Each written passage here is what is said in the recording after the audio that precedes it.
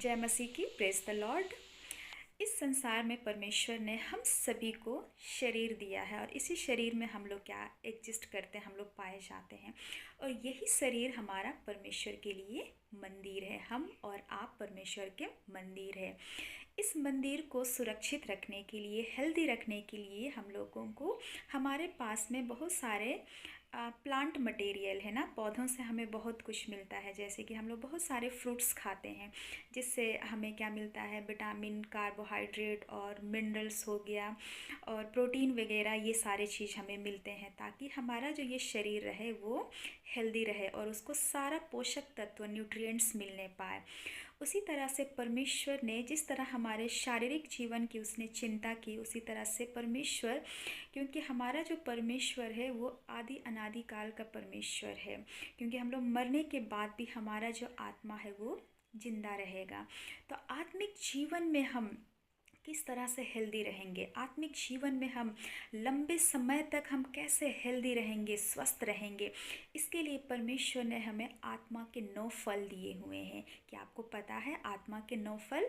मुझे विश्वास है आप सभी को पता है। आज हम लोग देखेंगे आत्मा के 9 फल और वो हमें मिलता है गलातियों 5 का 22 और 23 में, जो इस प्रकार है। पर आत्मा का फल प्रेम, आनंद, शांति, धीरज, कृपा, भलाई, विश्वास, नम्रता और संयम है। ये सारे आत्मा के 9 फल है, फ्रूट ऑफ स्पिरिट। हालेलुया।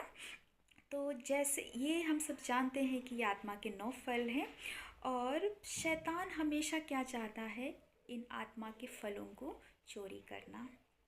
और जैसे ही हमारे जीवन से अगर कोई भी एक चीज़, एक आत्मा का फल अगर हमारे जीवन से चोरी हो जाता है तो हम लोग क्या हो जाएंगे, हमारे जीवन कैसे अफेक्ट करेगा, हम लोग उसके अपोजिट कार्य करने लगेंगे।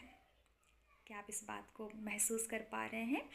अगर हमारे जीवन से मान लेते हैं प्रेम की चोरी हो गई है, प्रेम की चोरी हो जाएगी तो हम लोग क्या करेंगे, उसका ऑपोजिट क्या होगा? हेट करना, घृणा करना, नफ़रत करना। हालेलुया।